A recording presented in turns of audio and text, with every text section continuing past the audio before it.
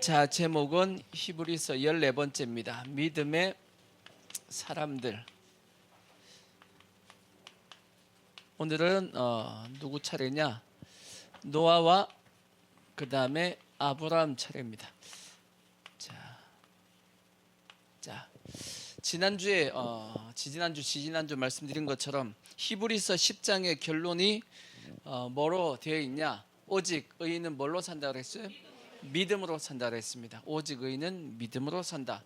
그리고 나서 이제 히브리서 11장에 들어와서는 믿음은 뭔지 하고 믿음의 정의를 설명을 했습니다. 믿음은 바라는 것들의 실상이요 보이지 않는 것들의 증거다라고 믿음에 대해서 정의를 내렸고, 그리고 나서 이제 그 믿음의 정의에 따르는 믿음의 예를 쭉 설명을 했습니다. 그 믿음의 예를 믿음의 사람들 쭉 설명을 하고 있습니다. 첫 번째 했던 사람이 누구냐?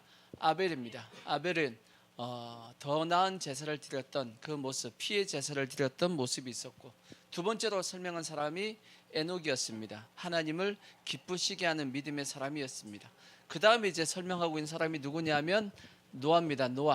노아에 대해서 이제 설명을 합니다. 자, 노아는 어떤 믿음의 사람이었냐 하고 이제 설명을 하기를, 자, 7절 말씀 보시면 믿음으로 노아는 아직 보이지 않는 일에 뭘 받았어요? 경고하심을 받아 경외함으로 방주를 준비하여 그 집을 구원하였으니 이로 말미암아 세상을 정죄하고 믿음을 따르는 의의 상속자가 되었다라고 말씀합니다. 노아는 아직 보이지 않는 일이 뭐죠? 그때 당시 보이지 않는 일이 뭐였어요? 그 당시 이 땅이, 이 지구가 물로서 심판을 받는다라는 그 보이지 않는 그 일에 대해서 미리 뭘 받았죠? 경고하심을 받은 거예요. 경고를 받고 그 다음에 하나님을 경외하는 마음을 가지고 뭘 준비했다? 방주를 준비했다. 그래서 믿음의 사람이 되었다라고 말씀을 합니다. 그와 같이 오늘날 우리들도 동일하게 노아와 같이 믿음으로 노아가 방주를 예배했듯이 우리도 마지막 때를 준비하는 그러한 삶이 되어야 되는 것이, 그것이 믿음의 모습입니다. 노아의 믿음의 모습을 보면 크게 세 가지를 말씀할 수 있는데, 노아는 예수님께서 이렇게 말씀했죠. 마지막 때는 마치 누구의 때와 같다? 노아의 때와 같을 거다라고 말씀했습니다. 노아 시대에 보면 방주를 다 짓고 나서 이제 내일이면 비가 옵니다. 비가 오는데도 불구하고 세상 사람들은 비가 오는 줄 알아요? 몰라요? 모릅니다. 내일 죽을 줄 몰라. 열심히 지금 오늘의 삶을 뭐하고 있죠? 살아가고 있습니다. 근데 마지막 때도 그와 같을 거라는 거지. 내일 예수님이 올 건데, 내일 예수님이 오는데도 불구하고 그들은 방주에 들어갈 생각이 없습니다. 하나님 앞에 들림받을 생각이 없이 여전히 세상 살아가기 바쁜 그러한 시대가 된다라는 겁니다. 그때 우리는 뭐 하고 있어야 되죠? 주의 오심을 예배하는 그러한 삶을 살아야 되는 겁니다. 아멘. 자, 노아가 방주를 몇 년간 만들었죠? 노아는 120년 동안 방주를 지었습니다. 120년 동안 방주를 지었다는 것은 120년 동안 그의 믿음이 흔들리지 않았다는 뜻입니다. 매년마다 그냥 말고 흔들리는데, 그죠? 우리의 믿음은 계절을 따라 흔들리고 가을 바람만 술 불어와도 이제 흔들리고 그러지 않나요? 우리의 믿음이 쉽게 이렇게 흔들리는데, 노아는 몇 년 동안요? 120년 동안에 그 믿음이 흔들리지 않고 하나님의 그 말씀, 아직 일어나지 않은 일에 대해서 경고를 받아서 방주를 120년간 지었다라는 겁니다. 우린 120년은 안 된다 할지라도 앞으로의 남은 여러분 몇 년 더 사시고 싶어. 여러분 사시는 동안 그 믿음이 흔들리지 않고 우리가 끝까지 잘 지켜나갈 수 있는 그런 모습이 되자고요. 아멘. 그 다음에 성경에 보면 노아는 120년간 방주를 지었는데 어디다 지었죠? 산에 지었습니다. 산에 지었어. 산에다가 방주를 지었다라고 얘기합니다. 참, 방주니까 어디에 필요한 거예요? 물에 필요한 거지, 바다에 필요한 겁니다. 근데 어디에다 지었어요? 산에다 지었으니 사람들이 어떻게 얘기하겠어요? 다 미쳤다고 하겠죠. 미친 사람이지. 안 그러겠어요? 사람들이 보기에는 미친 겁니다. 딴짓하지 않고 그냥 방주만 줄고 저 산 위에다 짓고 있으니 얼마나 사람들이 어처구니가 없게 보겠어요. 그러듯이 우리 예수 믿는 우리들도 마찬가지입니다. 세상 사람들이 우리 보기에 참 어처구니 없게 보는 것이 그게 정상적인 겁니다. 그래서 우리가 지금도 주일날 놀러 안 가고 어디 와가지고 교회 와가지고 이렇게 앉아 있는 거 세상이 보기에는 참 어이가 없게 보고 어리석게 볼 수 있어요. 그리고 또 뭐 교회 뭐 그냥 가는 것도 아니고 헌금 들고 가야지. 그리고 주일날은 묶이는 게 아니죠. 뭐 새벽에도 가고 수요일날도 가고 금요일도 가고 또 그만 가는 것이 아니고 또 구역도 뭐 있다 그러고 또 무슨 봉사 있다 그러고 교회에서 시키는 게 한두 가지가 아니잖아. 그죠? 그걸 또 열심히 또 하는 걸 보면 세상에서는 다 어떻게 보겠어요? 참 불쌍하게 본단 말이에요. 불쌍하게 볼 수 있죠. 근데 그런 모습에 대해서 우리는 당연시하셔야 됩니다. 아멘. 세상이 우리를 그렇게 본다 할지라도 그게 잘못된 게 아니에요. 우리는 뭘 알고 있냐? 아직 일어나진 않았지만 우리 앞으로 분명히 있을 일을 우리는 뭐 하고 있죠? 알고 있습니다. 죽음 뒤에 뭐가 있다라는 것을, 심판이 있다라는 것을 알고 있기 때문에 우리는 예수님을 잘 섬기는 겁니다. 아멘. 그래서 절대 여러분 세상으로부터 핍박을 받는다 할지라도 그것에 대해서 이렇게 억울해하지 마십시오. 오히려 핍박을 받을 때 예수님께서 뭐라고 말씀했냐? 기뻐하고 즐거워하라 그랬어요. 하늘에 뭐가 크다?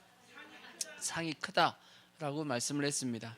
오히려 예수님께서 너희가 세상에서 박해를 받고 미움을 받는 것은 당연한 거다 그랬어요. 당연하다. 세상이 예수님을 미워하듯이 너희가 세상에 속해 있지 않고 나한테 속해 있으니까, 예수님께 속해 있으니까 너희는 세상으로부터 미움을 받는다. 그거 당연한 거다라고 말씀했듯이, 그래서 우리는 핍박받는 것이 당연한 걸로 여겨야 됩니다. 오히려 지금 핍박을 안 받아서 문제야. 근데 이제 근래 와서 이제 핍박이 좀 이제 받기 시작했습니다. 좋은 거예요, 나쁜 거예요?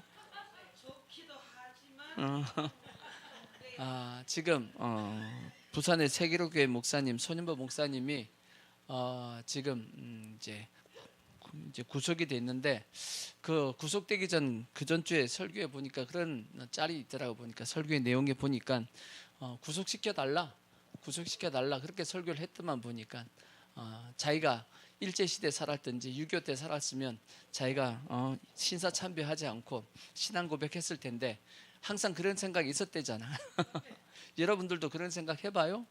내가 예전에 일제시대 살았으면 나도 뭐 하지 않을 텐데 신사참배 안 했을까요? 몰라. 뒤에 다 총 들고 있는데 일본 순사가 거기서 일동 묵념 안 하면 총 쏜대는데 거기서 신앙 고백할 수 있겠어요?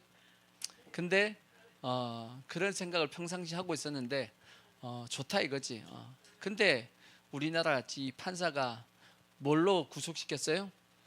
도주에 우리가 있다 그래서 구속을 시켰어. 어딜 도망.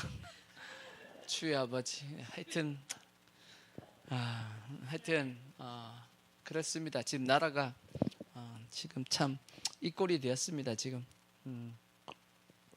하여튼 우리도 예수 믿는 것 때문에 핍박받는 것 두려워하지 마시고 마지막 때가 되면 될수록 핍박도 심해질 것이고 유혹도 심해질 겁니다. 성경이 그렇게 기록을 하고 있으니까 우리는 그 핍박도 유혹도 이겨나갈 수 있는 그러한 믿음이 되어야 될 것이고, 당연시 여기셔야 됩니다. 억울하다라고 생각하면 안 돼. 왜 나만 당하지? 아닙니다. 그게 있어야지만 예수님께서 말씀했듯이 상이 큽니다. 우리가 그런 마음을 가지고 핍박이 있다 할지라도 우리가 잘 이겨내고 유혹도 이겨나갈 수 있는 그러한 모습이 꼭 되기를 부탁의 말씀을 드리겠습니다. 아멘. 그래서 성경에 보면 무릇 경건하게 살고자 하는 자는 뭘 받는다? 핍박을, 박해를 받는다라고 말씀을 하고 있잖아. 그죠? 경건하게 안 살고 세상하고 맞춰주니까 핍박이 없는 거지. 여러분들이 경건하게 살고자 하면 세상으로부터의 핍박을 받는 것 당연하다라고 이제 생각을 하셔야 됩니다. 그 다음에 노아가 외쳤던 게 뭐냐? 뭐가 있다 그랬죠? 홍수가 있다 그래서 홍수가 있다라고 그렇게 얘기했다고요. 근데 지금은 우리가 보통 이 홍수도 많이 보죠. 근데 노아 시대까지만 하더라도 비가 없었다고 얘기합니다. 비가 없는 세상 우리는 상상할 수 없는데 노아 시대까지는 비가 없었다라고 이제 성경학자들이 얘기를 합니다.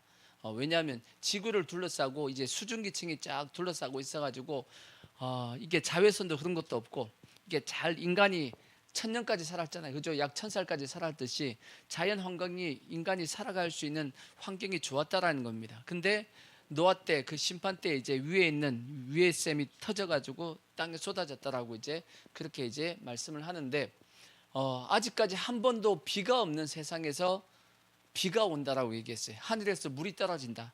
그래갖고 온 세상이 다 물에 잠겨가지고 다 죽는다. 그렇게 얘기를 하니 사람들이 어떻게 보겠어요? 다 미쳤다 그러고 성경에 보니까 기롱했다 그래요. 기롱했다. 자, 베드로후서 3장 3절을 보십시오. 베드로후서 3장 3절을 보시면 그렇게 돼 있어요. 먼저 이것을 알지니 말세 조롱하는 자들이 와서 자기의 정욕을 따라 행하며 조롱하여 이르되 주께서 강림하신다는 약속이 어디 있느냐? 조상들이 잔 후로부터 만물이 처음 창조될 때와 같이 그냥 있다 하니 이는 하늘이 옛적 붙어 있는 것과 같이 땅이 물에서 나와서 물로 성립된 것도 하나님의 말씀으로 된 것을 그들이 일부러 잊으려 함이로다. 이로 말미암아 그때의 세상은 물이 넘침으로 뭐였어요? 멸망하였으되 노아 시대입니다. 이제 하늘과 땅은 그 무엇으로 동일한 말씀으로 뭐하기 위하여 불사르기 위하여 보호하신 바 되어 경건하지 아니한 사람들의 심판과 멸망이 날까지 보존하여 두신 것이라. 그렇게 되어 있습니다. 노아 시대 때는 물로 심판했지만 마지막 때는 뭘로 심판한다? 불로서 심판한다라고 성경에 기록이 되어 있단 말이에요. 그러니까 마지막 때 뭘로 심판하게 되죠? 불로서 심판할 겁니다. 왜? 성경이 뭐 했으니까? 말씀했으니까 동일한 말씀으로 그러한 일이 일어난다라고 말씀했으니까 우리가 세상을 향해서 마지막 때 불로서 심판이 있습니다. 그리고 예수님께서 재림하십니다. 우리는 들림 받아야 됩니다. 이렇게 얘기하면 세상의 사람들을 다 뭐하죠? 조롱하고 비웃고 하겠죠. 그렇죠? 근데 그럼에도 불구하고 우리는 어떻게 해야 되냐? 끝까지 그들에게 저걸 주장해야 되고 외쳐야 됩니다. 또 가르쳐 줘야 됩니다. 그래서 한 영혼이라도 더 뭐 해야 되죠? 구원하려고 해야 됩니다. 물론 노아는 그렇게 외치고 했지만 한 사람도 구원 못 시켰습니다. 자기 가족 8명만 구원받고 나머지 모든 사람은 단 한 사람도 안 믿었습니다. 결국은 다 심판받았는데 우리는 그렇게 되면 안 되죠. 어떻게 하든지 믿지 않는 영혼들 예수님 준비할 수 있게끔 오심을 준비할 수 있게끔 해서 한 영혼이라도 더 뭐 할게끔 구원하게끔 우리가 해야 될 겁니다. 아멘. 자, 우리가 노아의 믿음은 이러한 믿음이었다라고 성경이 말씀하고 있으니까 우리도 동일하게 노아는 홍수를 준비했지만 우리는 뭘 준비해야 되냐? 예수님의 다시 오시는 재림을 준비하는 그러한 신앙이 돼야 됩니다. 아멘. 그것이 노아의 모습을 우리가 본받는 것이고, 그 다음에 이제 아브라함입니다. 아브라함의 믿음. 자, 아브라함의 믿음을 히브리서에는 뭐라고 말씀하고 있냐? 자, 히브리서 11장 자, 이제 보시면 8절 보시면 자, 믿음으로 아브라함은 부르심을 받았을 때 순종하여 장래의 유업으로 받을 땅에 나아갈 때 뭐했다? 갈 바를 알지 못했다라고 돼. 갈 바를 알지 못했다는 뜻이 뭔가요? 이게 갈 바를 알지 못했다. 하나님이 아브라함에게 아브라함 나가자 그랬습니다. 가자 그랬습니다. 그럼 가자 그랬으면 뭘 물어봐야죠? 어디로 가야죠? 하고 물어봐야 돼, 안 물어봐야 돼? 물어봐야 되는데 안 물어보고 가자 그러니까 어떻게 했다는 거예요?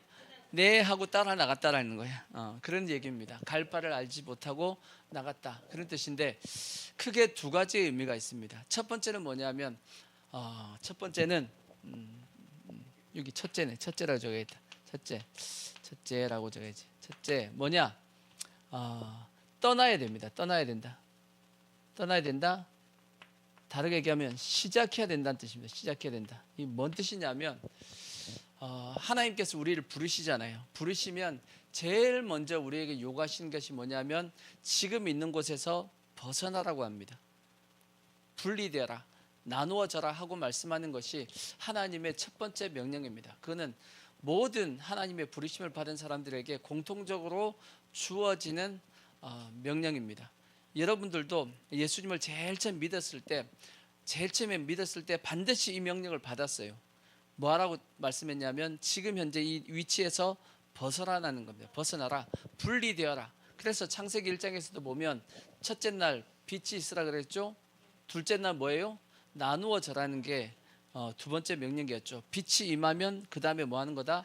나누어지는 거다라고 말씀했듯이 동일하게 말씀하고 있습니다. 우리가 예수를 딱 믿으면 뭐 하라고 말씀하고 있냐면 떠나라고 말씀합니다. 떠나야지만 뭐 할 수 있냐? 시작할 수 있어요. 분리돼야지만 시작할 수 있습니다. 그래서 제자들, 예수님께서도 제자들 부르실 때 어떻게 했어요? 제자를 부르실 때 다 뭐라고 얘기하죠? 내 부모와 형제와 자매와 자녀와 모든 전토도 다 뭐하라? 다 떠나라고 말씀했어요. 자, 보시면 마가복음 10장 28절을 한번 보십시오. 마가복음 10장 28절. 자, 28절 보시면 베드로가 여자와 이르되 보소서 우리가 모든 것을 다 뭐하고 버리고, 여기는 이제 떠나라는 것이 버리라는 뜻입니다. 버리고 주를 따랐나이다. 그렇게 얘기했죠. 그러니까 예수님께서 제자들을 부르실 때 다 뭘 버리고? 모든 걸 다 버리고 떠나라고 얘기했기 때문에 그래야지만 시작이 됩니다. 그래서 예수께서 이르시되 내가 진실로 너에게 이르노니 나와 복음을 위하여 집이나 형제나 자매나 어머니나 아버지나 자식이나 전토를 버린 자는, 그래서 순종한 사람, 떠난 사람은 현세에 있어 집과 형제와 자매와 어머니와 자식과 전토를 100배나 받되 그 대신 뭘 겸하여? 박해를 겸하여 받고 내세 영생을 받지 못할 자가 없느니라. 떠나야지만 자기도 구원되지만 누구도 구원시킨다? 그 가족들도 다 구원시킨다는 뜻입니다. 하나님은 나를 분리시켜 가지고 나를 온전히 세워서 다들 구원시키는 것이 하나님의 방법입니다. 이해가 되시죠? 그래서 처음에 하나님 앞에 우리가 다 부름을 받았을 때는 뭐부터 시키냐면 떠나라부터 시킵니다. 분리시키는 것부터 시작한다고. 이해가 되시죠? 근데 이제 그래서 아브라함도 동일한 겁니다. 아브라함을 딱 하나님께서 부르실 때 처음에 뭘 말씀하셨냐? 너는 본토, 친척, 아비 집을 떠나 내가 너에게 지시할 땅으로 가라 하고, 어디서 불렀죠? 제일 처음에는 메소포타미아, 갈대아 우르에 있을 때 불렀단 말이에요. 그런데 아브라함이 일단은 본토는 떠났습니다. 본토, 갈대아 우르는 떠났지만 누굴 데리고 왔죠?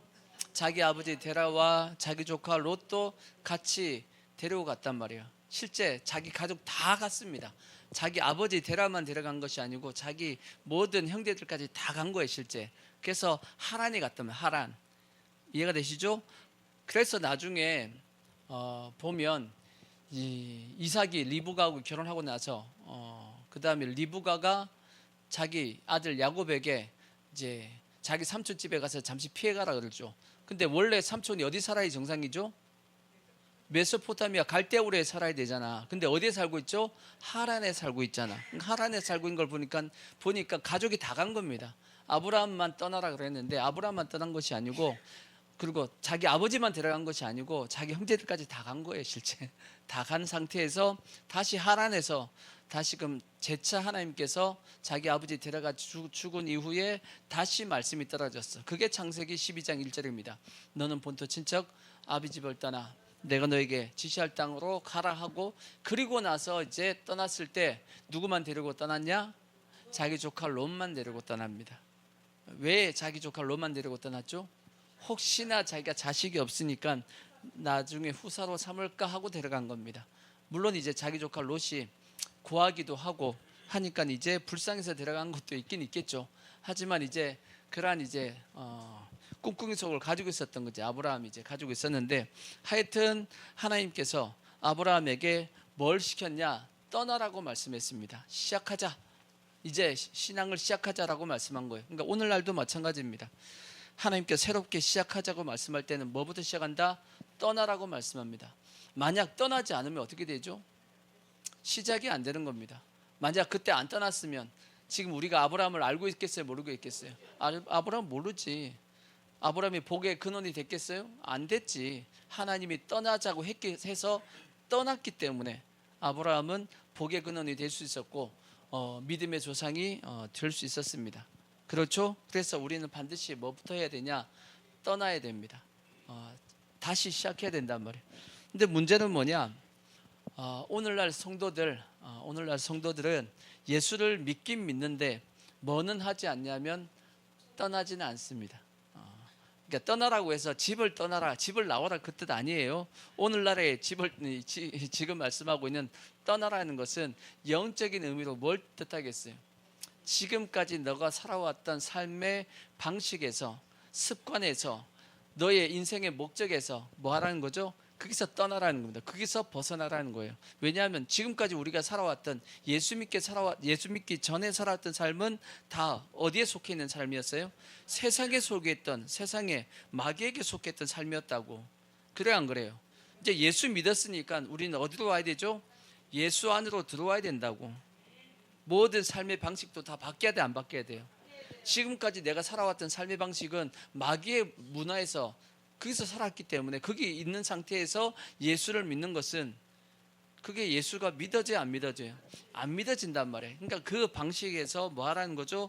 나와서 따로 있으라고 말씀하고 있는 겁니다. 그래서 고린도후서 6장 14절에 보시면 따로 있으라고 말씀했잖아. 고린도후서 6장 14절 보시면, 자, 너희는 믿지 않는 자와 멍에를 함께 하지 말라, 함께 매지 말라. 의와 불법이 어찌 함께 하며 빛과 어둠이 어찌 사귀며 그리스도와 벨리알이 어찌 조화되며 믿는 자와 믿지 않는 자가 어찌 상관하며 하나님의 성전과 우상이 어찌 일치가 되리요. 우리는 살아계신 하나님의 성전이라. 이와 같이 하나님께서 이르시되 내가 그들 가운데 두루 행하여 나는 그들의 하나님이 되고 그들은 나의 백성이 되리라. 그러므로 너희는 그들 중에서 나와서 뭐하고? 따로 있고라고 돼. 그래서 부정한 것을 뭐 하지 말라? 만지지 말라. 내가 너희를 영접하여 너희에게 뭐가 되고? 아버지가 되고 너희는 내게 자녀가 되리라. 전능하신 주의 말씀이다 라고 말씀하고 있는 겁니다. 그러니까 예수를 믿으면 뭐부터 해야 되냐? 일단 따로 있는 떠나기부터 시작해야 됩니다. 근데 대다수의 성도들이 뭘 시작 안 하냐면 떠나지를 않습니다. 그러니까 솔직히 얘기하면 신앙이 자라지를 못하는 겁니다. 신앙이 자라기 위해서는 반드시 뭐부터 해야 되냐? 떠나야 됩니다. 아시겠죠? 떠나셔야 됩니다. 뭐에서 떠나야 되냐? 여러분이 지금 현재 추구하는 삶의 방식, 잘못된 세상적인 어떤 습관들, 그 다음에 여러분이 추구하고 있는 어떤 세상의 어떤 목표 있죠. 그것도 다 예수 안의 목표로 다 바꾸셔야 돼. 그렇게 돼야지만 하나님이 실제 뭐 하시냐면 계수하십니다. 여러분이 예수 믿기 전의 삶은 하나님께서 뭘 안 하셨냐면 계수를 안 했어요. 계수를 안 했다는 건 뭔 뜻이겠어요? 뭐가 없죠? 상이 없어요. 여러분이 아무리 세상에서 잘 나가고 뭐 했다 할지라도 하나님은 그걸 뭐 하지 않았냐면 계수 안 했습니다. 왜? 그건 상이 없어. 여러분이 뭐 할 때 예수 안에서 행한 것만 뭐가 있냐면 상이 있습니다. 근데 예수를 믿는데 여전히 세상에 있으면 계수가 될까 안 될까요? 계수가 안 돼. 상이 없다는 뜻입니다. 이해가 되시죠? 그리고 그렇게 되면 신앙도 잘하지 않습니다. 근데 문제는 많은 성도들이 그렇다라는 게 문제입니다. 또 이제 본토 친척 아비집을 떠나라는 또 다른 의미 중에 하나가 뭐가 있냐면 기득권을 내려놓으라는 겁니다. 지금까지 자기가 구축해 놓은 거 있잖아. 구축해 놓은 거. 그것이 안정적인 자기의 삶을 유지하게 만든단 말이에요. 근데 그것을 다 뭐 하라는 거죠? 그걸 내려놓으라는 겁니다. 온전히 누구만 믿고? 하나님만 믿고 나아가라고 이제 말씀하고 있는 겁니다. 많은 사람들이 참 잘못된 모습 중에 하나가 뭐냐면 사울왕 같은 모습 보십시오. 스스로 작게 여길 때는 그가 왕이 되었지만 왕이 된 이유는 어떻게 하죠? 뭘 지키려고? 그 왕권을 지키려고 하나님의 뜻을 저버립니다. 그래서 결국은 멸망의 길로 가듯이 어떤 위치에 올라갔을 때는 그 위치를 지키려고 하면 안 됩니다. 특히나 예수 믿는 사람은 지키는 것이 목적이 아니고 하나님의 뜻에 순종하는 게 목적이 돼야 돼. 그래야지만 그 위치도 계속 지켜나갈 수 있는데 그걸 지키기 위해서 하나님의 뜻을 저버리면 결국은 자기도 망하고 자기 자손까지 다 망하는 겁니다. 똑같죠. 사울 왕뿐 아니라 누구도 여로보암 왕도 똑같이 그런 과정을 겪습니다. 하여튼 우리는 예수님을 제일 처음 믿으면 하나님께서 반드시 뭐부터 하게 하신다? 떠나게부터 하신다. 떠나셔야 됩니다. 분리되셔야 됩니다. 여기 말씀한 것처럼 따로 있어야 됩니다. 아시겠죠? 그래서 세상에서 어디 안으로? 예수 안으로 우리가 들어와야지만 하나님께서 내 삶을 뭐 하시냐? 인정하시고 그때부터 나는 뭐가 되냐면 하나님께서 계수하기 시작한다 하는 것을 우리가 일단 아시고, 두 번째 어떻게 보면 또 갈 바를 알지 못하는 이 뜻은 뭘 뜻하는 거냐면 아까 얘기했듯이 둘째 뭐가 없다? 목적지가 없어요. 목적지가 없다는 거죠. 아까 말씀했듯이 얘야 가자 그랬으면 반드시 뭘 물어봐야 되죠? 어디 가요? 라고 물어봐야 된다고. 근데 어디 가요? 라고 안 물어봤습니다. 그러면 안 물어본다는 것은 뭘 뜻하는 거죠? 어디든지 가겠다. 또 다른 말로 얘기하면 전적으로 하나님을 뭐 하겠다? 믿겠다는 뜻입니다. 하나님이 가자고 했으면 어련히 알아서 가자고 했을까? 그래요, 안 그래요? 맞나요? 근데 아멘 하면서도 여러분은 하나님이 가자 그러면 물어볼 거야, 안 물어볼 거야? 어디로 가요? 이렇게 물어볼 거야, 안 물어볼 거야? 기도해보고 하나님이 가자 그래도 또 뭘 기도해?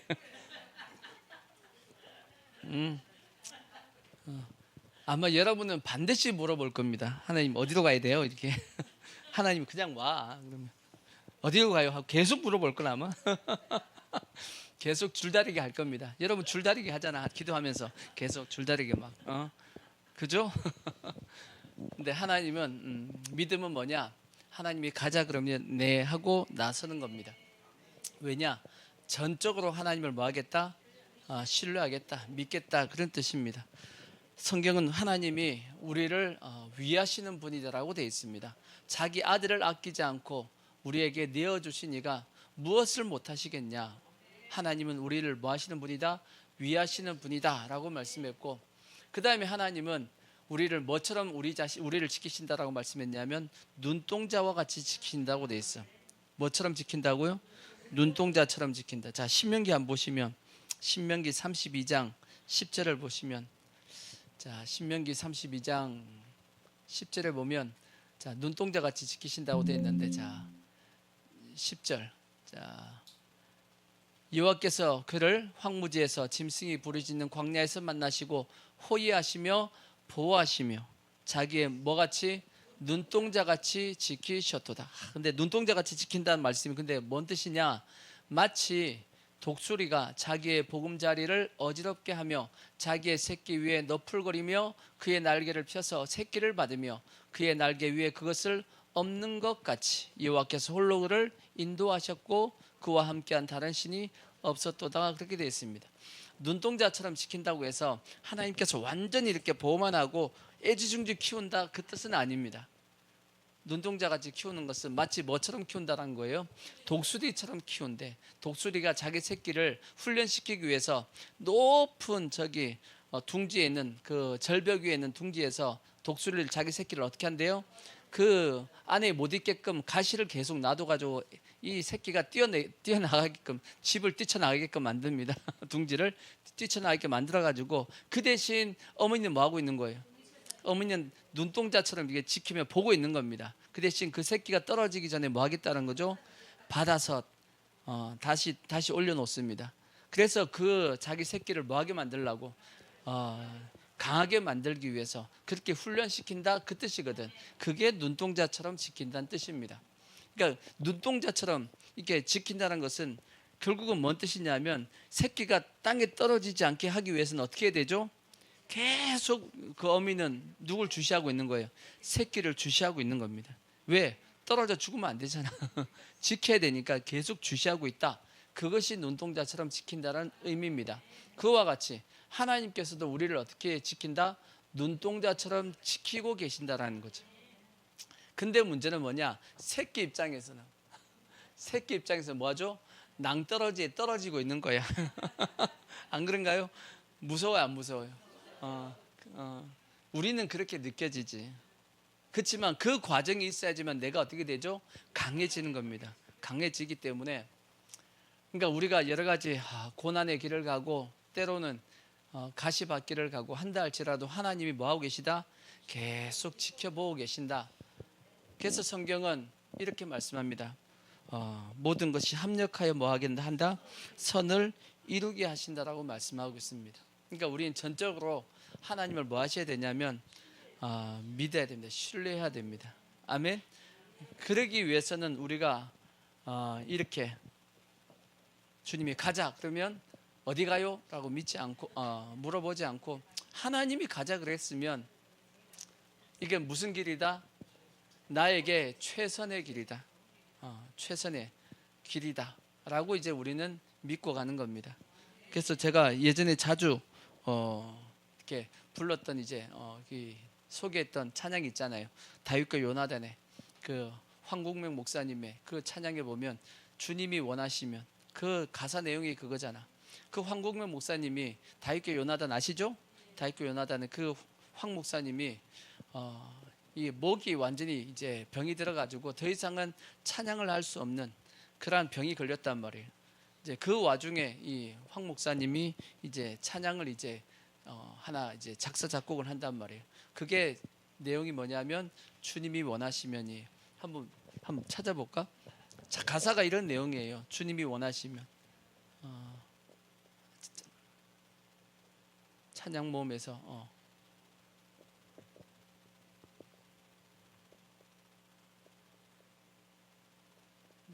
주님이 원하시면 쳐봐요.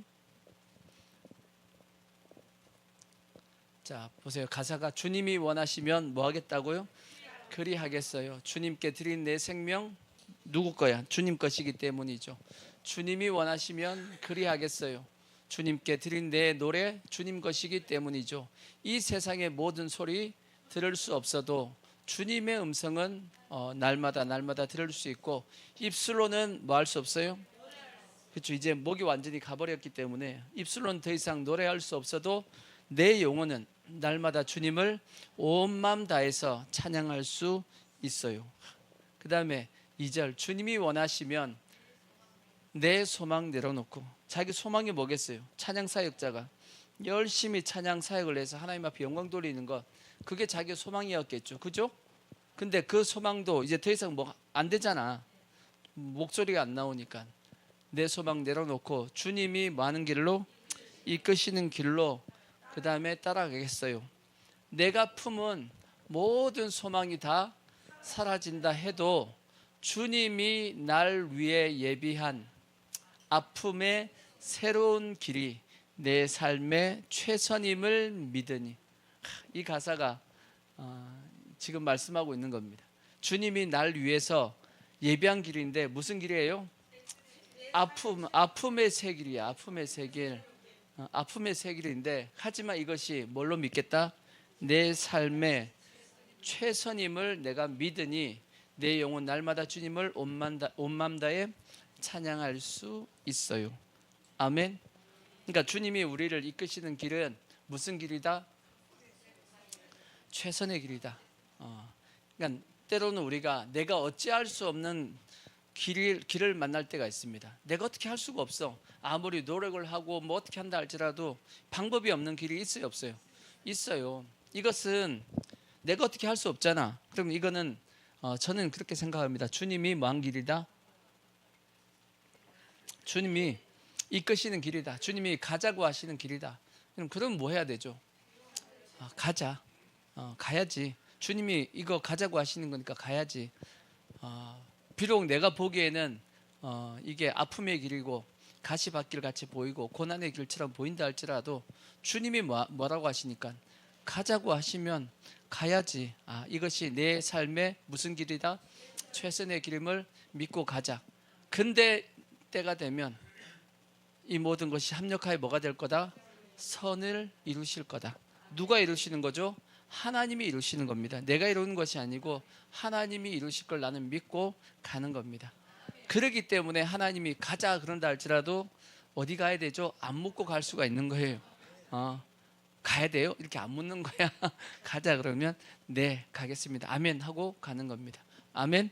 그러니까 우리가 이러한 믿음, 그러니까 아브라함은 그러한 믿음을 가지고 있었다라고 말씀하고 있는 겁니다. 그게 아브라함의 첫 번째 믿음이었어요. 자, 두 번째 아브라함의 믿음을 뭘로 설명하냐? 히브리서 11장 9절을 보시면 두 번째 믿음이 뭐냐라고 보면 믿음으로 그가 이방의 땅에 있는 것 같이 약속의 땅에 거류하여 동일한 약속을 유업으로 함께 받은 이삭과 야곱과 더불어 어디에 거했다? 장막에 거하였으니 이는 그가 하나님이 계획하시고 지으실 터가 있는 성을 바랐습니다. 장막에 거하는 믿음. 장막에 거했다란 이유는 뭐냐? 여기 말씀하고 있는 것처럼 이는 그가 하나님의 계획하시고 지으실 터가 있는 성, 그 성이 어디죠? 저 천국입니다. 저 천국을 바라봤기 때문에 이 땅에서는 어디에 거했다? 장막에 거했다. 장막이 뭐죠? 텐트입니다. 텐트. 평생 아브라함, 이삭, 야곱은 뭘 안 짓고 살았다는 거죠? 집을 안 짓고 살았다는 뜻입니다. 잠시 야곱이 집을 짓다가 된통 혼난 적이 있습니다. 자기 딸 디나가 강간당하고 자기 아들들이 살인하고 하는 그런 일들이 세겜에서 한번 있었는데 그 내용 외에는 성경에 아브라함, 이삭, 야곱은 어디에 거하지 않았다? 집을 짓고 살지 않았습니다. 뭘 짓고 살았냐? 장막 텐트 치고 살았다라는 겁니다. 다르게 얘기하면 이 땅에다가 삶의 소망을 두지 않고 우리의 소망을 어디에 뒀다라는 거예요? 저 천국에 두었다는 겁니다. 평생 천국에 소망을 두고 살았다. 그것을 성경이 말씀하고 있는 겁니다. 그러니까 하늘이 우리의 소망이 되는 겁니다. 그러면 우리가 한번 생각해 보자고. 우리는 지금 현재 내 소망이 하늘에 있는지 땅에 있는지 어떻게 알 수 있죠? 여러분의 소망이 하늘에 있어요? 땅에 있어요? 여기 말씀한 것처럼 아브라함은 하나님이 계획하시고 지으실 터가 있는 그 성을 바라봤대잖아. 그죠? 여러분은 하늘에 있어요? 아니면 소망이 땅에 있어요? 하늘에 있어요? 진짜요? 한번 하늘에 있는지 땅에 있는지 확인을 해보자고. 성경이 확인하는 말씀이 있어. 자, 마태복음 6장 19절을 보시면, 자, 마태복음 6장 19절, 너희를 위하여 보물을 어떻게 땅에 쌓아두지 말라. 거기는 좀과 동록이 해하며 도둑이 구멍을 뚫고 도둑질을 하느니라.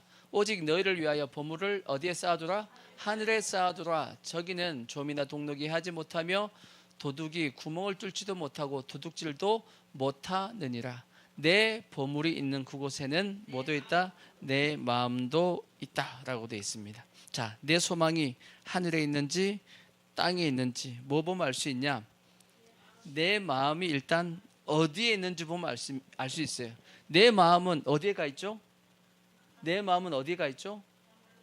먼 하늘에 있어. 내 마음은 어디 있다고요? 보물이 있는 곳에 있어. 내 마음은 어디에 있다? 보물이 있는 그곳에 있습니다. 그래서 내 보물을 땅에다 놔두면 계속 어디를 보게 돼 있어요? 땅을 보게 돼 있어. 근데 내 보물을 하늘에 놔두면 계속 하늘 보게 돼 있습니다. 그러니까 마치 예를 들면 주식한 사람도 보죠. 주식한 사람도 보면 하루에 몇 번도 뭐 해보죠? 주식 시세가 올라간다 떨어진다 계속 그 쳐다보고 있단 말이야. 쳐다봐요, 안 쳐다봐요? 쳐다보죠. 왜 쳐다보죠? 내 보물을 주식에다 넣어놨거든. 내 보물을 주식에다 넣어놨거든. 요즘 죽을 마실 겁니다 아마. 이게 계속 떨어지면 이게 내 보물이 계속 지금 줄어들고 있는 거야. 죽을 마시지. 그렇게 되는 겁니다. 그러니까 보물이 어디 있느냐가 중요한 겁니다. 그러니까 이게 안 돼요. 보물을 땅에다 쌓아뒀는데 내가 하늘을 바라본다, 소망을 둔다, 돼야 안 돼요. 그거 안 됩니다. 그거 안 된다 그랬어. 예수님께서 말씀했잖아요. 너 보물이 있는 그곳에는 너 마음도 있다라고 말씀했다고. 그러니까 내 마음이 저 천국에 있기 위해서는 반드시 뭐부터 해야 되냐? 보물을 천국에 쌓아놓은 자만 천국 부는 겁니다. 보물을 땅에 쌓아두면 절대 뭐가 안 된다? 땅에다 쌓아두고 천국 절대 소망 못 가집니다. 계속 땅을 뭐 할 수밖에 없냐면 소망할 수밖에 없다라고 예수님께서 말씀했다고. 그러니까 다시 물어보자고요. 여러분의 마음이 소망이 하늘에 있어요, 땅에 있어요? 저 보물 그럼 어디에 쌓아뒀어? 보물을 어디다가 쌓아둔? 하늘에 많이 쌓아뒀어요 지금? 하늘에 많이 쌓아뒀어요? 보물 하늘에 많이 쌓아뒀냐고? 주의 아버지. 그러니까 특히나 오늘 말씀에 참 여기 말씀에 보면 아브라함과 이삭과 야곱은 뭘 받았다 그랬죠? 9절 말씀에 보시면 히브리서 11장 9절 보시면 믿음으로 그가 이방 땅에 있는 것 같이 약속의 땅에 거류하여 동일한 약속을 유업으로 함께 받은 이삭과 및 야곱과 더불어 장막에 거했다. 이 말씀을 우리가 그냥 쓱 지나갈 수 있지만 엄청나게 큰 은혜가 있어요. 뭐가 있냐? 아브라함과 이삭과 야곱은 뭘 받았다? 동일한 약속을 받았다라는 거예요. 여러분은 여러분 자녀들하고 동일한 약속을 받았나요? 동일한 약속. 자녀들과 동일한 약속을 받았냐고. 우리 성도들 가장 큰 걱정이 뭐죠? 자식들입니다. 자식들. 근데 자식들이 뭐가 가장 큰 걱정이죠? 예수를 안 믿어. 그렇죠? 예수를 안 믿는 자식이 있으면 평생 뭐예요? 평생 힘듭니다. 마음이. 그래요 안 그래요? 그렇죠? 저는 그렇게도 생각합니다. 자식 입장에서 가장 큰 효도는 뭐냐면 예수님 잘 믿는 게 가장 큰 효도입니다. 다른 것 좀 부족하다 할지라도 예수 잘 믿으면 가장 큰 짐을 던 겁니다. 부모 입장에서는. 그렇죠? 왜냐하면 여러분들 다 경험하고 있잖아요. 여러분 자식 중에 지금 예수 안 믿어가지고 여러분 기도할 때마다 누구 기도해요? 그 예수 안 믿는 그 자식 때문에 속을 타고 지금 기도하고 있잖아. 그래요 안 그래요? 그래서 동일한 약속을 자식과 함께 나눌 수 있다라면 야 이거는 가장 큰 축복이다 라는 생각이 솔직히 이 말씀 묵상하다가 제가 그렇게 봐지더라고. 야 자식과 함께 동일한 약속을 하나님 앞에 받아서 그 약속을 향해서 동일하게 달려갈 수 있다라면 야 이것보다 축복된 삶이 없겠구나라는 생각이 들더라고.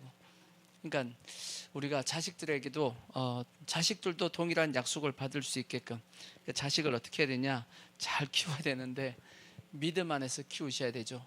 근데 그러기 위해서는 마찬가지입니다. 부모의 마음이 어디 있어야 돼요? 하늘에 있어야 됩니다. 부모의 마음이 하늘에 있어야지만 자식들도 하늘에 있습니다. 근데 부모의 마음이 땅에 있는데 자식 보고 하늘의 사람이 되라 그러면 되겠어요? 안 되겠어요? 안 되지. 자식은 부모를 닮고 따라가는데 그러지 않겠어요? 그러니까 온전히 부모도 자식들에게 믿음을 전해주기 위해서 우리의 소망을 하늘에 둘 수 있는, 그래서 하늘에 두기 위해서 뭐부터 하라고요? 거기다가 심어야 돼. 거기다가 더 많은 투자를 하고 자식들에게 가장 중요한 것은 이 땅의 삶이 아닌 어디다? 하늘의 삶이 더 중요한 거다. 이 땅의 삶은 잠시지만 하늘의 삶은 영원하다라는 것을 가르쳐주고 그 동일한 약속을 받을 수 있게끔 우리가 해줘야 됩니다. 아멘. 그것이 가장 부모로서 가장 잘하고 있는 모습일 것이고 또 자녀 입장에서는 그게 가장 효도하는 모습일 겁니다. 그런 생각이 들었습니다. 그래서 하여튼 우리도 동일하게 장막에 거하는 믿음을 가지셔야 돼요. 아멘. 아브라함은 장막에 거했다라고 말씀했어요. 그 다음에 또 이어서 이제 17절이네. 17절 보시면 세 번째 히브리서에 나와 있는 세 번째 믿음은 뭐냐? 뭐라고 되어 있냐? 아브라함은 시험을 받을 때 믿음으로 이삭을 드렸으니, 이것은 언제 얘기죠? 모리아산에서 아브라함이 이삭을 뭐 할 때? 바칠 때 믿음입니다. 믿음으로 이삭을 드렸으니 그는 약속을 받은 자로 돼 그 누굴 드렸다? 외아들을 드렸다. 그에게 이미 말씀하시기를 내 자손이라 칭할 자는 이삭으로 말미암으리라 하셨으니 그가 하나님이 능히 이삭을 죽은 자 가운데서 다시 살리실 줄로 생각한지라. 비유컨대 그를 죽은 자 가운데서 도로받은 것이니라. 아브라함은 어떤 믿음을 가지고 있었냐? 부활의 믿음을 가지고 있었어요. 부활의 믿음. 자기 아들을 바침에도 불구하고 자기 아들이 뭐 할 것을, 다시 살아날 것을 믿었답니다. 어떻게 믿을 수가 있죠? 이걸 어떻게 믿을 수 있죠? 이미 하나님이 뭐가 있었다고 했죠? 하나님께서 아브라함에게 약속을 했어. 18절 보면 그에게 이미 말씀하시기를 내 자손이라 칭할 자는 누구로 말미암는다? 이삭으로만 말미암는다라고 말씀했기 때문에, 그것이 창세기에 보면 창세기 21장 9절입니다. 21장 9절에 보면 그 말씀이 있습니다. 21장 9절 보면 사라가 본즉 아브라함의 아들 애굽 여인 하갈이 아들이 이삭을 노리는지라. 그가 아브라함에게 이르되 이 여종과 그 아들을 내쫓으라. 이 종의 아들은 내 아들 이삭과 함께 기업을 얻지 못하리라 하므로 아브라함이 그의 아들로 말미암아 그 일이 매우 근심이 되었더니 하나님이 아브라함에게 이르시되 내 아이나 내 여종으로 말미암아 근심하지 말고 사라가 내게 이른 말을 다 들으라. 이삭에게서 나는 자라야 내 시라 부를 것임이니라. 하나님께서 아브라함에게 약속을 했어요, 안 했어요? 약속을 했단 말이에요. 그러니까 여기 관주에 보면, 히브리서의 관주에 보면 이 말씀이다라고 관주가 적혀 있습니다. 그러니까 아브라함은 이미 뭘 받고 있었어요? 약속을 받고 있었단 말이에요. 그러니까 약속을 받았기 때문에 내가 이삭을 뭐 한다 할지라도, 죽인다 할지라도 하나님은 다시 뭐 할 거다? 살릴 거다. 왜? 하나님이 누구에게 약속해? 이 이삭으로 말미암아 자손을 이어가겠다라고 약속을 했으니까 대단한 믿음 아니겠어요? 그죠? 그래서 이 일로 말미암아서 하나님께서 아브라함에게 뭐라고 말씀했어요? 이제야 너가 나를 뭐 하는 줄로? 경유하는 줄을 알겠다. 자, 22장 12절 보시면, 창세기 22장 12절 보시면 그렇게 말씀했어요. 자, 사자가 이르되 그 아이에게 내 손을 대지 말라. 그에게 아무 일도 하지 말라. 내가 내 아들 내 독자까지도 내게 아끼지 아니하였으니 내가 이제야 내가 하나님을 경외하는 줄을 아노라. 하나님이 인정한 믿음이 되었다라는 겁니다. 쉽지 않아요. 아들 바치라고 바쳐지겠냐고. 근데 하나님의 무엇이 있었으니까, 약속이 있었기 때문에 아브라함은 그렇게 했다라는 겁니다. 아멘. 그래서 우리도 뭘 붙잡고 살아야 되냐? 하나님의 약속을 붙잡고 우리가 살아야 됩니다. 특히나 우리가 잘 아는 이 말씀에서 강조하고 있는 것이 뭐죠? 하나님은 뭐 하고 계신다? 다 예비하고 계신다. 예비하고 계신다. 하나님이 우리를 시험하실 때는 반드시 뭐 하고 있다? 하나님께서 우리에게 어려운 문제를 주셨으면 반드시 하나님은 그 문제의 해답을 가지고 계십니다. 근데 문제는 뭐냐? 우리가 뭐 할 때 답이 보이냐면 순종할 때 답 보입니다. 순종 안 하면 답이 안 보입니다. 이해가 되시죠? 그러니까 아브라함이 이삭을 바치려고 칼을 들었단 말이에요. 칼을 들었더니 하나님께서 뭐라고 말씀했죠? 동작 그만 그랬다고. 동작 그만하고 그 다음에 아브라함이 딱 봤더니 뭐가 보였죠? 옆에 순양이 나뭇가지에 걸려있는 게 보였단 말이에요. 물어보자고요. 그 순양이 지금 걸린 거예요? 아니면 걸려 있었어요? 그 걸려 있었어. 걸려 있음에도 불구하고 아브라함이 순종 안 할 때는 안 보였단 말이에요. 안 보여. 근데 순종했더니 뭐 한 거죠? 그게 보이는 겁니다. 마찬가지예요. 우리가 하나님의 말씀에 순종하면 하나님이 예비하신 것이 보입니다. 근데 순종 안 하면 안 보입니다. 그래서 오늘날 많은 성도들이 하나님을 향해서 자꾸 얘기합니다. 하나님은 요즘은 능력을 안 보여주셔. 역사가 안 나타나. 그게 하나님이 요즘에 역사 안 하시는 거예요?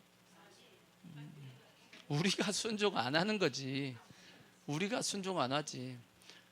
히브리서 나중에 보면 하나님은 어제나 오늘이나 영원토록 뭐 하다고요? 동일하시다 그랬잖아. 하나님은 안 바뀌어요. 우리가 믿음이 없는 거지. 그래요, 안 그래요? 그렇다고. 그러니까 순종하면 하나님이 예비하신 것이 보입니다. 근데 순종 안 하면 하나님이 예비하신 것 안 보입니다. 그래서 순종하는 사람은 하나님의 역사가 계속 나타나지만 순종 안 하면 하나님의 역사는 그 사람을 통해서 계속 안 나타납니다. 그래서 우리는 뭐 하셔야 되냐?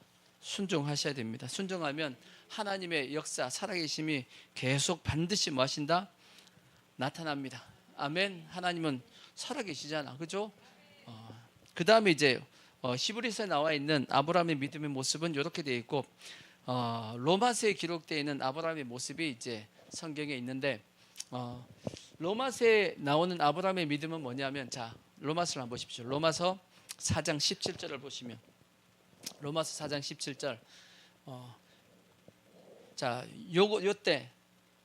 요거는 1번은 아브라함을 부르실 때의 믿음이에요. 부르실 때의 믿음, 그죠? 아브라함 부르실 때의 믿음이고, 두 번째 믿음은 뭐냐면 아브라함이 신앙생활을 하고 있는 중에 있는 믿음입니다. 중에 믿음이고, 세 번째 믿음은 뭐죠? 이삭을 바칠 때의 믿음입니다. 그죠? 네 번째 나와 있는 로마서에 나와 있는 로마서는 어떤 믿음이냐? 언제의 믿음이냐? 이거는 뭐냐면 이삭을 낳을 때의 믿음이에요. 낳을 때의 믿음. 이삭을 낳을 때의 믿음의 모습을 사도 바울은 쭉 설명해 놨어요. 자, 17절 뭐라고 말씀하냐? 기록된 바 내가 너를 많은 민족의 조상으로 세웠다 하심과 같이 그가 믿은 바 하나님은 죽은 자를 뭐 하시며? 살리시며. 죽은 자를 살리시며. 저거는 요 믿음이네. 부활의 믿음이죠. 그 다음에 없는 것을 있는 것으로 부르시는 하나님. 없는 것을 있는 것으로 언제 불렀죠? 이 뭐죠? 아브라함으로 부르게 했고, 그 다음에 사례를 사라로 부르게 했습니다. 그죠? 그러니까 아직도 한 번도 자식을 낳지 않은 그 아브라함하고 이 사례에 대해서 만국의 아버지요, 만국의 어머니요 하고 부르게 했다라는 거예요. 그러니까 뭐 했다는 뜻이냐면, 오늘날로 얘기하면 신앙 고백을 먼저 시켰다는 뜻이에요. 뭐부터 시켰다? 신앙 고백을 먼저 시켰다라는 거예요. 그러니까 우리도 마찬가지입니다. 하나님께서 어떤 일을 진행하실 때는 먼저 우리의 뭘 요구하시냐면 믿음의 고백을 계속 시킵니다. 알겠죠? 그래서 뭐부터 바뀌어야 되냐? 입부터 바뀌어야 돼. 뭐부터 바뀌어야 된다? 주둥이부터 바뀌어야 돼. 입부터 바뀌어야 돼. 이게 뭘로 바뀌어야 되냐면 믿음의 말로 자꾸 바뀌어야 됩니다. 자꾸 여기서 부정적인 얘기하고 안 된다 그러고 믿음 없는 얘기를 계속하면 계속 역사가 안 나타납니다. 하나님은 어디부터 시작한다? 주둥이부터 시작한다고? 왜 제가 주둥이라고 얘기하면 여러분 귀에 쏙 들어와요. 입부터 말부터 바뀐다 그러면 잘 안 들어와. 근데 나중에 분명히 기억할 겁니다. 주둥이부터 바뀌어야 돼 이렇게. 그러니까 뭐부터 바뀐다? 주둥이부터 바뀐다. 아시겠죠? 이게 하나님의 역사의 시작입니다. 주둥이부터 바뀐다. 자, 두 번째 18절 보시면 아브라함이 바랄 수 없는 중에 바라고 믿었으니 내 후손이 이 같으리라고 하신 말씀대로 많은 민족의 뭐 있다? 바랄 수 없는 중에 바랐다라는 거지. 바랄 수 없는 중에 바랐다. 그러니까 현실보다는 뭘 믿었냐? 하나님의 말씀을 믿었다라는 거예요. 여기 보면 로마서 4장 18절의 말씀 보면 관조에 보면 어디를 말씀하고 있냐면 창세기 15장 5절을 말씀하고 있어요. 창세기 15장 5절입니다. 창세기 15장 5절은 뭔가 하고 보면 이 말씀이에요. 그를 이끌고 밖으로 나가 이르시되 하늘을 우러러 무별을 셀 수 있나 보라. 또 그에게 이르시되 내 자손이 이와 같으리라. 아브라함이 여호와를 뭐하니? 믿으니 여호와께서 이를 그의 의로 여기셨다라고 되어 있습니다. 아브라함이 아직 자식이 한 명도 없는데 하나님께서 아브라함을 데리고 밖으로 나갔단 말이에요. 그래서 하늘을 쳐다보라 그랬어요. 근데 별이 지금 울산에서 쳐다보면 몇 개 없는데 이렇게 그때는 깨끗하잖아요, 그죠? 깨끗하니까 얼마나 많이, 실제 저 하늘에 별이 몇 개가 있어요? 셀 수 없을 만큼 많습니다. 우리는 셀 수 있잖아요. 이게 띄엄띄엄 있는 것처럼 보여도 진짜 하늘이 깨끗하고 하면 시골 같은 데 보면 엄청나게 많이 보이죠. 그리고 외국에 좀 낙후된 지역에 가서 하늘을 쳐다보면 진짜 하늘에 별이 꽉 차 있는 걸 보이잖아요, 그죠? 그러니까 그 많은 별을 보면서 하나님께서 아브라함에게 뭐라고 말씀했어요? 너 자손을 이와 같이 많게 해주겠다. 그랬더니 아브라함이 뭐 했대요? 믿었대요. 아직 자식이 몇 명도 없는데, 한 명도 없는데, 근데 하나님께서 이걸 그를 뭘로 보셨다? 믿음으로 보시고 의롭다고 하셨다라는 거야. 그러니까 우리도 마찬가지입니다. 현실보다는 하나님의 뭘 믿어야 된다? 말씀, 약속을 믿어야 됩니다. 아멘. 그게 아브라함의 믿음이었고, 그리고 이제 세 번째 로마서 4장 19절을 보시면 그가 백세나 되어서 자기 몸에 죽은 것 같고 사라의 태에 죽은 것 같음을 알고도 믿음이 약해지지 않았다. 뭐하고도? 알고도. 뭘 알았어요? 자기 몸의 죽음과 이제 백세가 되었단 말이에요. 뭔 자식이요, 이런 생각을 하고 있는 중이고, 사라 자기 부인도 이미 경수가 끊어졌습니다. 자식 낳을 수 있는 그게 능력이 안 됩니다. 그럼에도 불구하고 하나님이 자식을 주겠다고 하니까 뭐 한 거죠? 믿었다라는 거예요. 물론 처음부터 믿은 건 아니에요. 처음에는 아브라함도 웃었고 나중에 누구도 웃어요? 사라도 웃었습니다. 근데 나중에 둘 다 이걸 믿었답니다. 왜? 하나님의 뭐가 있으니까?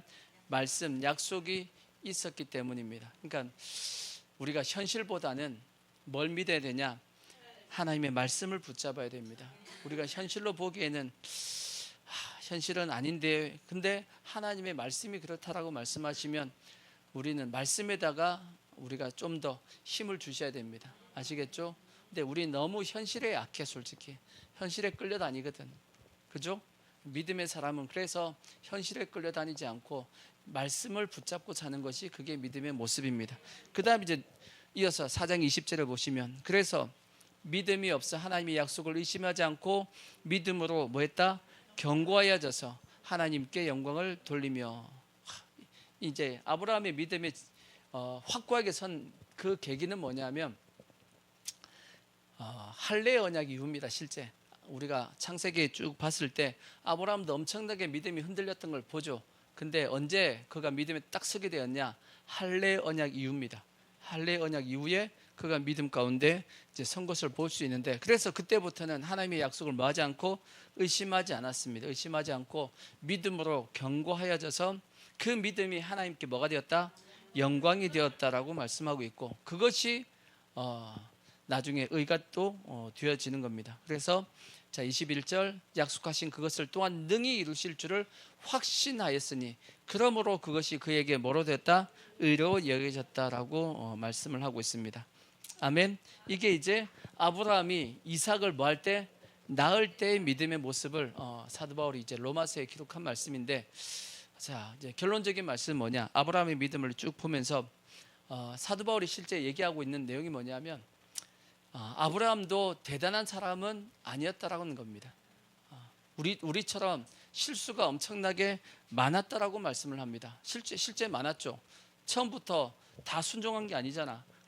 나와라 그랬을 때 자기 본토만 떠났지, 아버지 데려갔죠, 친척들 데려갔죠, 그죠? 처음부터 다 순종하지 않았습니다. 그 다음에 나중에는 조카 롯 데려갔죠. 그 다음에 누구까지 나왔죠? 이스마엘까지 나왔습니다. 온전한 믿음의 모습은 아니었지만 점점 믿음의 모습으로 이제 자라간 것을 우리가 알 수 있죠. 그죠? 그래서 우리도 마찬가지입니다. 우리도 온전하게 하나님 믿을 수만 있으면 좋겠지만 처음부터 그러한 믿음은 다 가지지를 못합니다. 근데 문제는 뭐냐? 성도들이 믿음을 자꾸 어디에다가 자꾸 집중해서 믿음을 판단하려고 하냐면 자기 자신을 자꾸 봐서 판단해서 자꾸 믿음이 없다라고 얘기합니다. 믿음이라는 것 자체가, 믿음은 바라는 것의 실상이라고 그랬잖아. 그죠? 믿음은 원래 누굴 봐야 되죠? 하나님 보는 거야. 하나님 보는 거라고. 근데 믿음을 우리가 자꾸 믿음에 대해서 얘기할 때 자꾸 누굴 보죠? 자기를 봐. 근데 자기 자신을 보면서 믿음이 좋다라고 얘기할 사람이 몇 사람이 있겠냐고. 없어요. 그러니까 자꾸 믿음이 없다 그러고 믿음으로 자꾸 살지 못하는 모습이, 왜냐하면 자꾸 누굴 보기 때문이야. 자기 자신을 보기 때문입니다. 여러분, 마귀는 자꾸 누굴 보게 만드냐면 우리 자신을 보게끔 만들고, 그러니까 우리는 어디까지만 자기 자신을 봐야 되냐면 내가 죄인이고 연약하다, 여기까지만 봐야 됩니다. 그래서 내가 연약하고 부족하기 때문에, 죄인이기 때문에 이 모든 걸 누가 도와주셔야 된다? 하나님, 예수님이 도와줘야 된다. 거기까지만 봐야 되고 더 이상 보면 안 돼. 더 이상 보게 되면 마귀에게 그 마음이 사로잡혀가지고 낙심하고 좌절하고 넘어진단 말이에요. 거기까지만 딱 보고 그 다음부터 누굴 봐야 되죠? 하나님만 봐버려야 돼. 아시겠죠? 그래야지만 우리의 믿음이 뭐하게 되냐면 자라게 되고 바른 믿음의 모습이 되어진다고. 그러니까 우리가 찬송하듯이 주만 뭐하라고요? 주만 바라볼지라. 주만 보라는 거지. 아멘. 믿음의 근거는 나에게 있는 것이 아니고 누구에게 있다? 하나님께 있는 겁니다. 그러니까 자꾸 우리는 뭐 해야 되죠? 하나님 바라봐야지만 뭐가 자란다? 믿음이 자라는 겁니다. 그럼 하나님 바라본다는 게 뭔 뜻이에요?